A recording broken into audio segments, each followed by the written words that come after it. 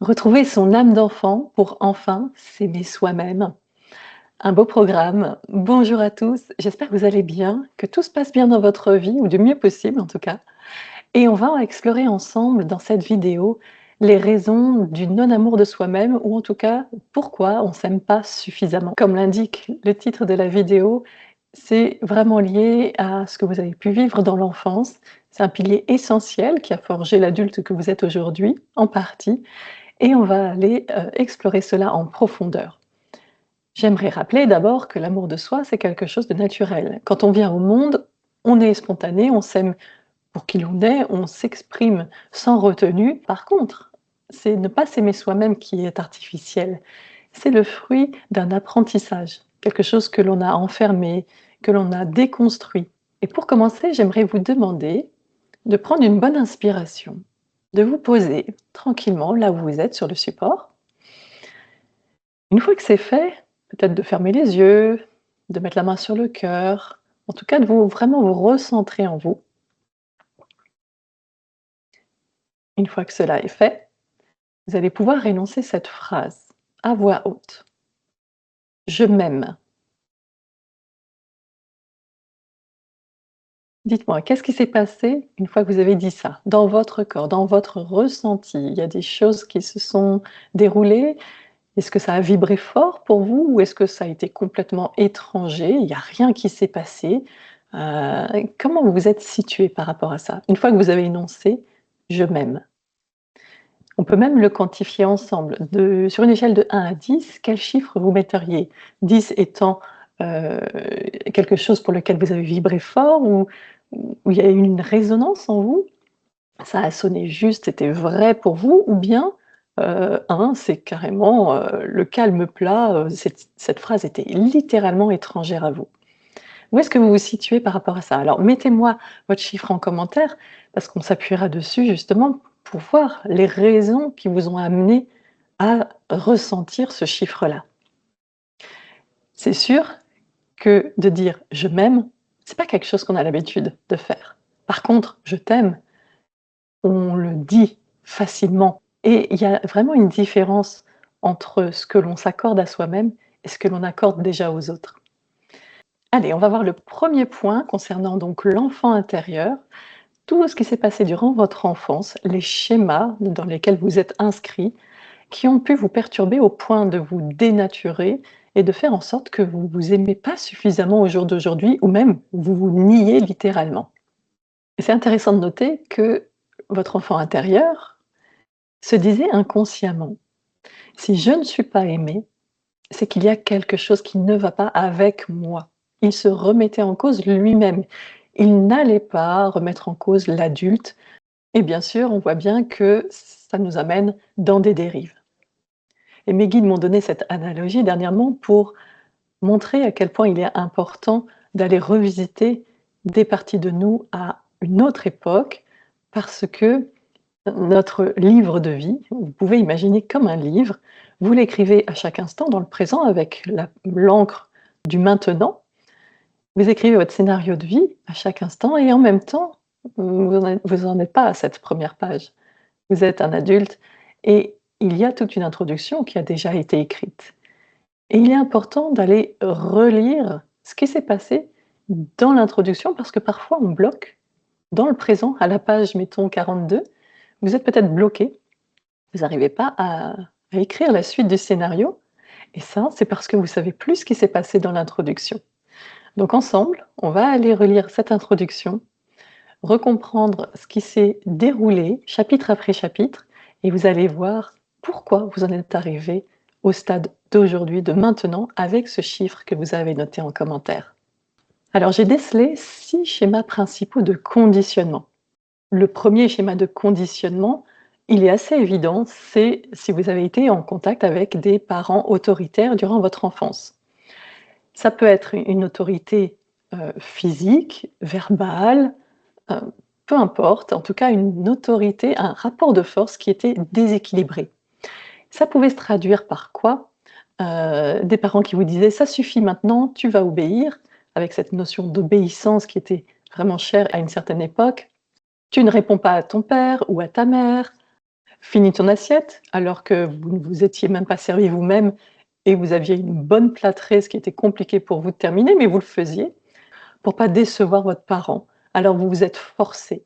Peut-être qu'on vous a dit étant jeune: «Tu feras ce métier», par exemple ce métier de dentiste, de médecin, de ce que vous voulez, parce que ça t'apportera une condition sociale et vous avez peut-être été imposé dans vos choix d'orientation professionnelle par vos parents qui vous ont, mis dans les rails et poussé à faire un métier que peut-être au fond vous ne vouliez pas. Ça peut être pour les filles, un mariage forcé.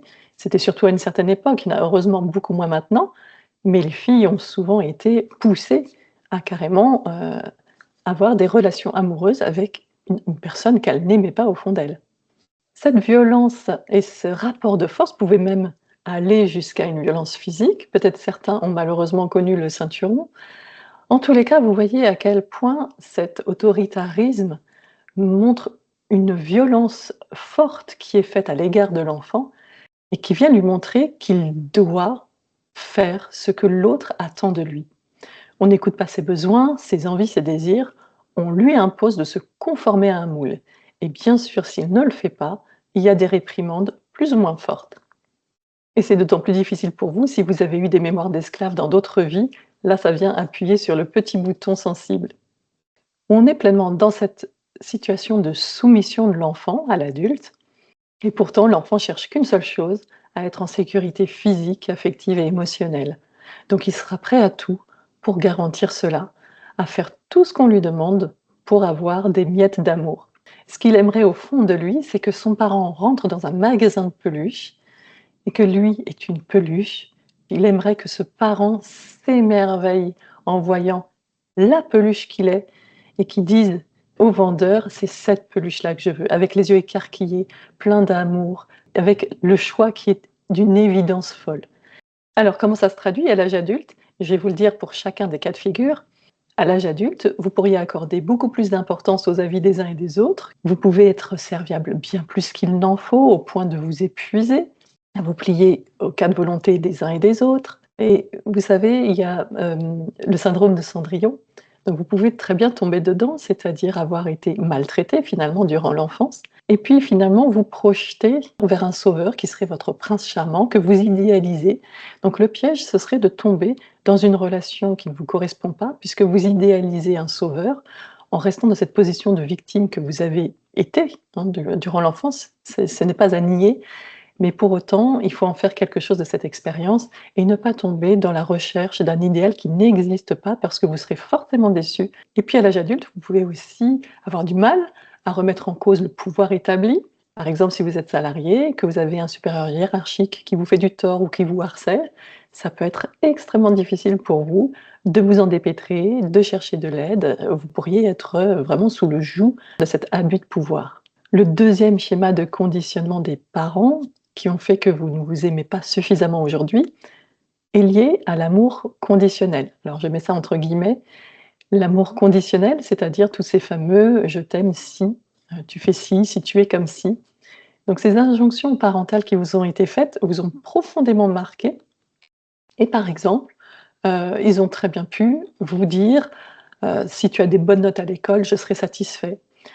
Si tu réussis, tu me rendras fière. Tu serais adorable si tu m'apportais telle ou telle chose. Ça me ferait plaisir que tu fasses le métier d'ingénieur parce que moi aussi je le fais et on pourra partager des choses ensemble».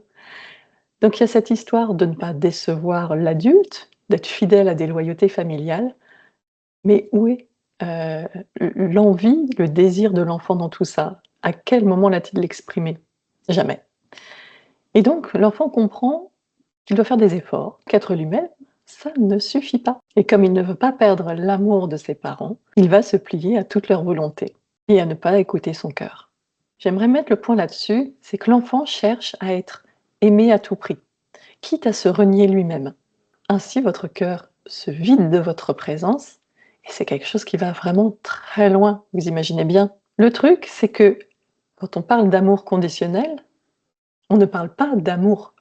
Et l'amour conditionnel est en fait une expression qui est un oxymore, une contradiction pleine et entière. L'amour, par nature, par essence, est inconditionnel. On n'aime pas l'autre pour ce qu'il nous apporte, pour le plaisir qu'il nous procure, pour telle ou telle chose. On l'aime pour qui il est, tout simplement, même si ça ne nous fait pas plaisir à nous en tant qu'adultes. Donc j'insiste, et c'est un point important, c'est que la considération n'est pas de l'amour. Je répète, la considération, ce n'est pas de l'amour. Et vous avez fait un mélange, étant petit, entre de l'amour et de la considération. Mais c'est humain, il n'y a pas d'erreur là-dessus. C'est normal d'être passé par là, et il y a forcément une bonne raison pour laquelle vous vous êtes oublié vous-même. Mais pour autant, étant enfant, vous avez troqué votre existence pour quelques miettes de considération. Alors à l'âge adulte, vous pourriez avoir du mal à trouver un travail qui vous corresponde, à faire un travail que vous aimez, à oser faire ce que vous aimez au fond de vous, à vous autoriser à montrer vos envies, vos aspirations profondes. Parce qu'au fond, vous ne voulez pas décevoir votre père ou votre mère, et vous voulez préserver à tout prix un lien qui, comme on l'a vu, est assez factice, artificiel. Ça peut être par exemple, quand vous êtes adulte, ne pas oser franchir le pas de devenir énergéticienne parce que vous savez que ça ne correspond pas aux croyances de votre père ou de votre mère et qu'il y aurait un lien qui se déliterait, ou en tout cas c'est la peur que vous avez, et de fait, vous vous bloquez sur votre évolution naturelle, l'élan de votre cœur qui vous pousse à aller dans cette voie-là, mais pour autant, pour rassurer votre parent, vous vous conformez, encore une fois, étant adulte, aux attentes de votre parent.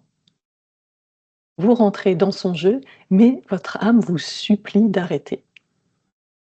Et vous la mettez de côté, encore une fois. Vous pouvez aussi être en retard constamment à des rendez-vous, parce que vous avez besoin que l'autre vous attende et vous témoigne de l'amour finalement, en vous attendant et en pensant à vous pendant ce temps. Mais pour autant, l'autre n'est pas votre parent et vous, vous êtes l'adulte maintenant. Le troisième schéma de conditionnement dans l'enfance que vous avez pu peut-être vivre, c'est tout ce qui concerne l'humiliation et la culpabilité.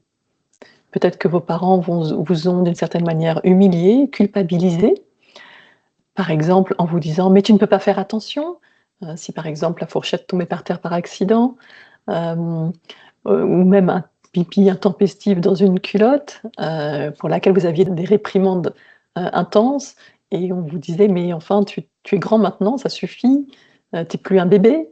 Hem, ou peut-être un parent qui vous disait: «Mais vous ne pourriez pas avoir des discussions intelligentes à table?» Ou ils vous ont peut-être dit lorsque vous jetiez les détritus de votre assiette à la poubelle: «Mais dis donc, il y a d'autres enfants dans le monde qui n'ont rien à manger, tu trouves ça normal de jeter ça à la poubelle?» Toutes ces sortes de réprimandes que vous avez peut-être, vécues et qui sont vraiment des humiliations et des culpabilisations profondes qui vous montrent que vous êtes déjà constamment observé et jugé par l'adulte et critiqué. Critiqué de façon injuste, bien sûr. Donc à l'âge adulte, vous pouvez avoir un sentiment de honte, un sentiment d'indignité, de pas, mériter les choses, de ne jamais être assez, pas assez bien pour les autres, l'impression qu'il y a toujours une erreur en vous, quoi que vous fassiez, et qu'il faut sans cesse vous corriger. Vous avez une recherche de perfectionnisme, très exagérée, et par exemple, vous pourriez avoir envie de devenir cuisinier justement pour être dans ce niveau d'exigence, extrême, ou peut-être sportif de haut niveau. Vous êtes comme masochiste, vous vous faites du mal à vous-même parce que vous cherchez toujours la petite bête en vous. Vous passez votre temps à vous excuser pour un oui, pour un non du coup, et finalement vous excusez de vivre. Alors, sans cesse vous vous autocritiquez, vous laissez la place au mental qui lui prend la place, il s'installe confortablement, il devient votre pire ennemi au lieu d'être votre meilleur ami, et vous doutez constamment de vous. Ça crée une instabilité vraiment profonde en vous, parce que vous changez d'avis toutes les 5 secondes. Vous avez perdu le nord, en fait. Donc ça se traduit dans le cas concret, par exemple, au travail, si vous avez besoin de faire une présentation, vous refaites plusieurs fois les mêmes diapositives, sans cesse vous les retravaillez. Vous stressez quand un ami ne vous répond pas parce que vous imaginez que le message que vous lui avez envoyé, lui avait fait du tort et alors qu'en fait, bah, il n'avait plus de connexion pour vous répondre. Donc vous remettez en cause vous-même, bêtement. Vous perdez du temps à imaginer tous les scénarios possibles pour éviter «l'échec» entre guillemets et ça peut même vous mener à un burn-out. Il faut vraiment faire attention, poser vos limites, savoir dire non, repérer pourquoi vous êtes dans ce schéma-là, vous arrêtez au bon moment et surtout vous autorisez à vivre comme les autres, à respirer calmement. Tout va bien avec vous, vous n'êtes pas défaillant. Il faut vraiment comprendre que les erreurs effectivement existent d'une certaine manière, quel que soit l'âge. Ces erreurs-là, elles font partie intégrante du processus d'humanisation, d'incarnation. Si on est là, c'est parce qu'il y a un beau projet derrière. Nier les erreurs, c'est comme nier notre humanité et la raison pour laquelle on est venu sur cette terre. Donc vraiment, détendez-vous avec tout ça. Le quatrième schéma de conditionnement parental que vous avez peut-être vécu, c'est celui de l'obligation de jouer un rôle d'adulte alors que vous étiez encore qu'un enfant. On vous a peut-être poussé à prendre des responsabilités qui n'étaient pas les vôtres normalement, par exemple pour assurer la survie de votre famille.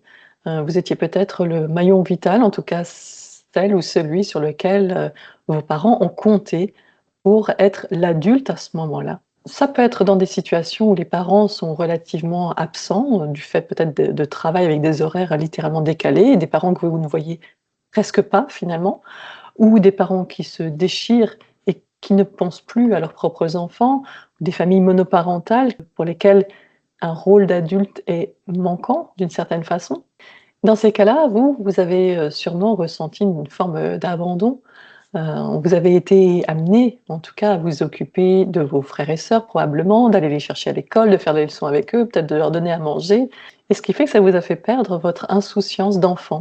Vous avez endossé un rôle d'adulte, pardon, trop tôt avec des habits qui n'étaient pas à votre taille, mais vous l'avez fait pour assurer la survie et le bien-être des autres autour de vous. À l'âge adulte, ce qui se passe, c'est qu'on est amené à s'oublier encore une fois soi-même, à privilégier les autres à son propre détriment. On peut prendre tout sérieusement, ne pas être finalement très joyeux, d'avoir perdu cette joie de vivre, cette insouciance que finalement vous n'aviez pas eu le temps de pleinement développer, pendant l'enfance et vous avez ce focus, naturel pour, voir les besoins vitaux et affectifs des uns et des autres autour de vous et de pouvoir subvenir à leurs besoins. Vous avez créé probablement un lien de dépendance avec, vos êtres chers. Vous ne voulez pas revivre une nouvelle fois cet abandon et donc, vous maintiendrez coûte que coûte une dépendance, une surprésence auprès des autres.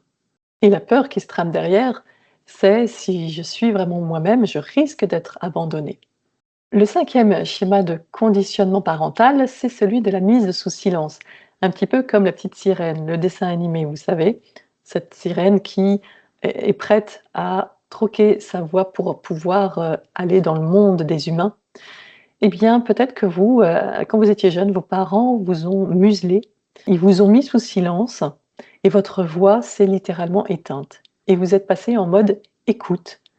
Non seulement écoute permanente de l'autre, de l'adulte, peut-être que vos parents passaient leur temps à vous raconter leurs déboires, dans leur entreprise ou avec leurs collègues et vous étiez un peu leur souffre-douleur.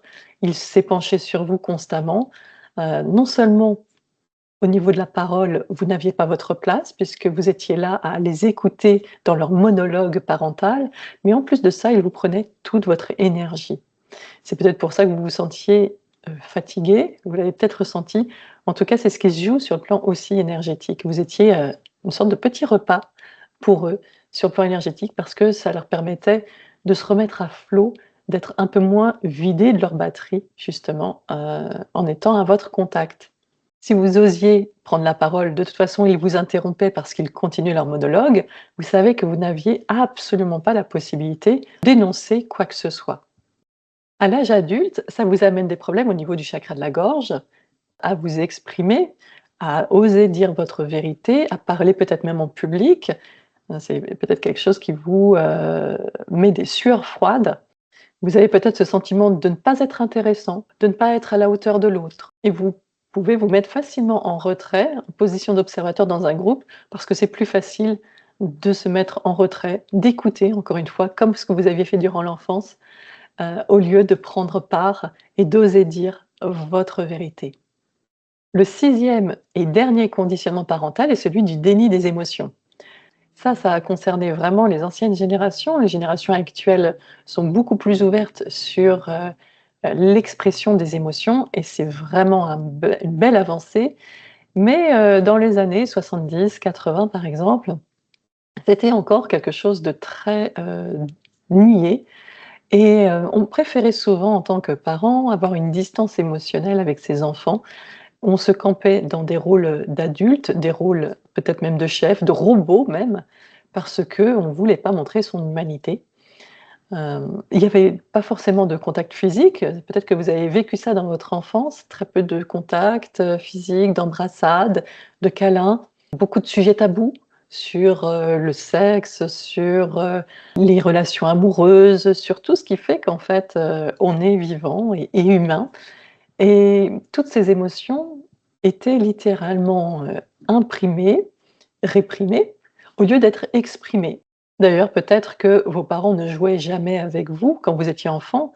À cette époque, ça se faisait pas de jouer avec son enfant, de s'éclater avec lui, de partager des émotions, des éclats de rire. C'était au contraire très séparé. Il y avait le domaine de l'enfant et de l'autre, le domaine de l'adulte. Et peut-être justement que cette séparation était tellement forte qu'ils ne vous ont pas du tout préparé à l'adolescence. Vous avez été, téléportés dans cette, transformation seul, sans information, parce que, eh bien, cette période parle de beaucoup de choses, d'une transformation du corps, des hormones, ça parle, des amours à venir. Tout ça, c'était vraiment, mis sous cloche à une certaine époque en tout cas. À cela se surajoutaient les croyances sociétales de l'époque. Un garçon, ça ne doit pas pleurer, c'est fort. Donc si vous trébuchiez, on pouvait vous faire ce genre de remarques et donc vous deviez réprimer vos émotions, ne pas pleurer, faire comme le modèle que l'on vous imposait en fait.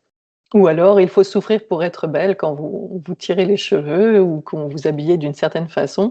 Cette injonction-là, encore une fois, dénature littéralement, la petite fille ou la jeune fille que vous étiez, puisqu'elle vous montrait, elle vous apprenait que vous n'étiez pas femme, que vous le deveniez et en plus dans la douleur.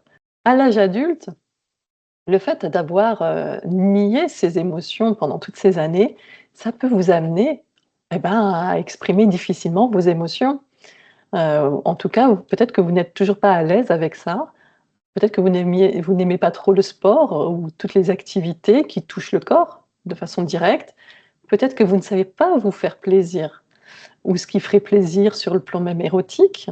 Peut-être que vous avez tendance à tout garder intérieurement comme une cocotte minute et puis que ça explose quand vous pouvez plus retenir en vous, tout cet amas d'émotions. Peut-être que vous avez du mal à montrer votre masculinité ou votre féminité puisqu'elle a été brimée. Peut-être que vous avez même du mal à articuler ces 2 polarités en vous. Ces 6 conditionnements parentaux que l'on vient de voir, j'espère qu'ils vous ont éclairé. Peut-être que vous avez vécu l'un de ceux-là, plusieurs ou l'ensemble.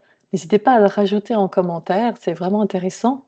Tout ça vient montrer que vous êtes dans l'enfance, mis de côté, vous êtes même renié, vous avez délaissé votre propre cœur et d'une certaine façon, vous vous êtes combattu vous-même toutes ces années. Il y a eu une tension intérieure entre ce que l'adulte vous demandait, le schéma dans lequel on vous forçait de rentrer et vos aspirations profondes, votre élan du cœur. Ça, vous en aviez conscience, vous aviez vraiment conscience de cette tension, de ce combat que vous êtes livré entre vous et vous-même et les choix que vous avez décidé de faire.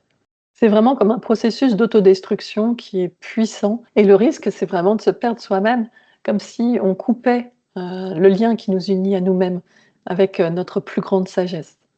Alors, je voudrais vous dire quelque chose qui va sûrement vous bousculer, mais c'est pour poser les mots qui vont aller au plus profond de vous. Au bilan de tout ce que l'on a vu là ensemble sur ces schémas et de tout ce qui s'est joué dans votre enfance avec vos parents, ce qui s'en conclut, c'est que vos parents ne vous aimaient pas.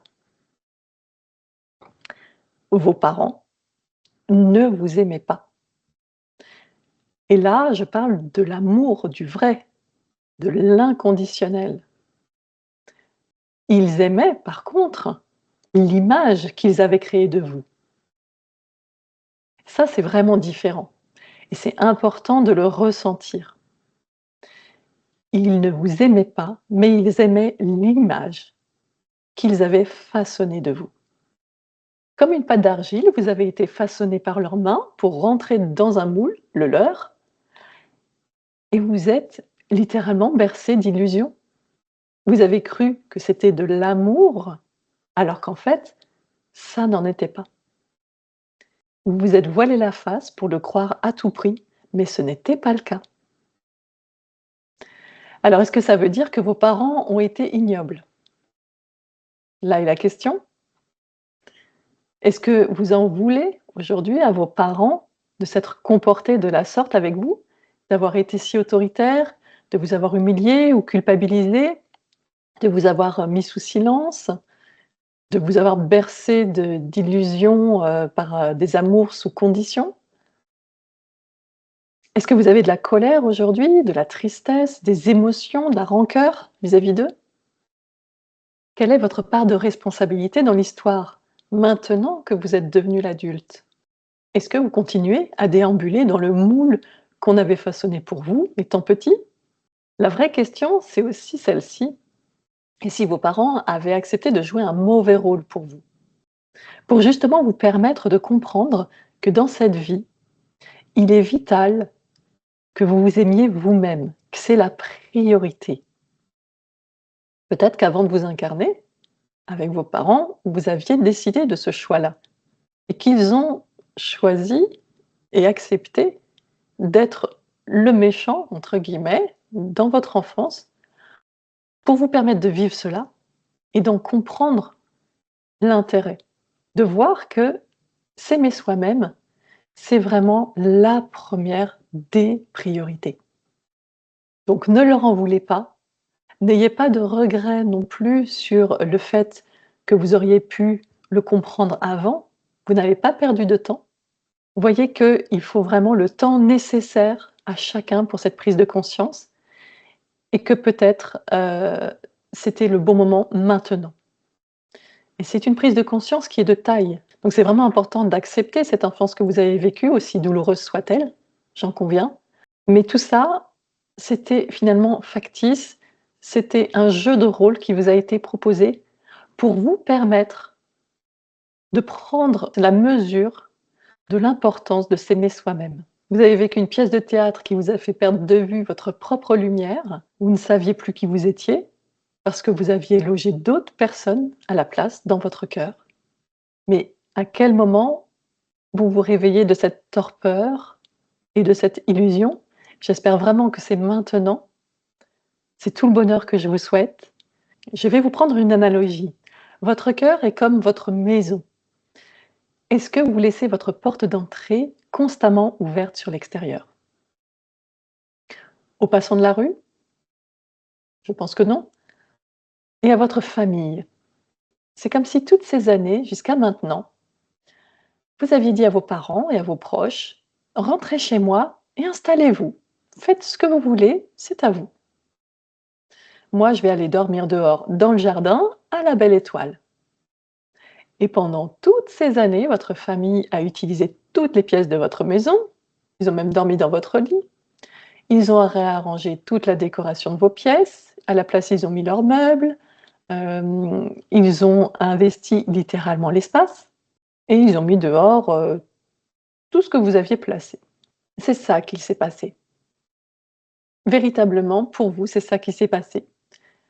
Vous ne trouvez pas ça violent? Franchement? Votre maison physique, c'est la vôtre. C'est pareil pour votre cœur. Ne laissez pas les autres s'installer à votre place. Il est essentiel d'occuper son cœur. C'est votre droit divin. Et s'il y a bien une place où vous serez toujours, c'est celle de votre corps et de votre cœur. Alors si vous avez traversé tout ça, comme je vous le disais, c'est pour une bonne raison, celle de vous rendre compte à quel point c'est essentiel de s'aimer et de s'honorer soi-même, comme on est, avec ses qualités et ses défauts, et même ses parts sombres. Donc s'aimer en premier lieu, c'est la condition sine qua non pour pouvoir s'incarner dans ce monde, avant toute chose, avant même d'aimer les autres. On ne doit pas s'oublier, on ne doit pas se renier, ni même devenir la marionnette des autres. C'est quelque chose sur lequel vous devez être ferme là-dessus et être juste envers vous-même. Ne plus vous trahir, parce que c'est ce que vous avez fait durant des années. Vous ne devez pas vous culpabiliser pour autant, ça a fait partie du jeu, comme on vient de le voir. Mais maintenant, voyez avec les lunettes de vue correctrice de ce jour, voyez en conscience ce qui s'est déroulé et observez que vous pouvez faire les choix maintenant qui sont les bons pour vous et incarner votre puissance, votre vérité, vos aspirations et les montrer aux autres. Ne vous combattez plus, soyez confiant avec vous-même, écoutez vos élans du cœur, soyez vrai avec vous-même et pour vous-même, ne vous trahissez plus, ne soyez plus injuste envers vous-même, mettez-vous en priorité sur votre liste et le reste suivra.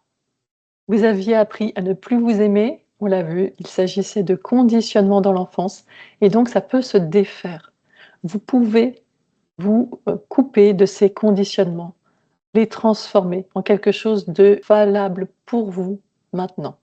Votre enfant intérieur vous attend depuis toutes ces années, il attend d'être aimé pour qui il est, d'être entendu, d'être écouté, de partager ses aspirations les plus profondes, ni plus ni moins. Si vous faites cela, vous allez passer un palier d'évolution de conscience phénoménal. Vous allez faire revenir à vous cette spontanéité, cette candeur, tout cet élan de vie que vous aviez étant tout jeune. Et quand vous affirmez avec puissance: «Je suis prête à ne plus me rejeter, je suis prête à ne pas m'abandonner, je suis prête à ne pas me trahir, à ne pas me mettre de côté, je suis prêt à écouter ce qui souffre encore en moi, ce qui est prêt à être libéré, je suis prête à aimer même ce que j'ai appris à cacher de moi», alors là, il y a une bascule. J'espère que cette vidéo vous aura plu, qu'elle vous aura intéressé. Si c'est le cas, n'hésitez pas à me soutenir en mettant des pouces ou en partageant, cette vidéo si vous sentez qu'il y a des personnes qui auraient besoin aussi d'entendre ces propos. Merci du fond du cœur, merci pour votre présence, votre écoute et je souhaite vraiment que ça puisse vous servir, non seulement peut-être pour, avoir ravivé des souvenirs de votre enfance, de faire du lien entre ce que vous avez vécu petit et ce que vous êtes, aujourd'hui en tant qu'adulte. C'est comme on disait, en préambule, revisiter l'introduction de votre livre de vie pour le mettre en lien avec vos pages présentes et comprendre tout ce qui s'est joué dans l'enfance pour finalement ressentir à quel point tout ça n'était qu'illusion pour vous permettre d'incarner vraiment cette puissance en vous, cet amour de vous-même qui est naturel, mais que vous aviez littéralement mis sous cloche pour plein de bonnes raisons. Je vous embrasse, portez-vous bien et je vous dis à très bientôt pour une prochaine vidéo. Bye bye!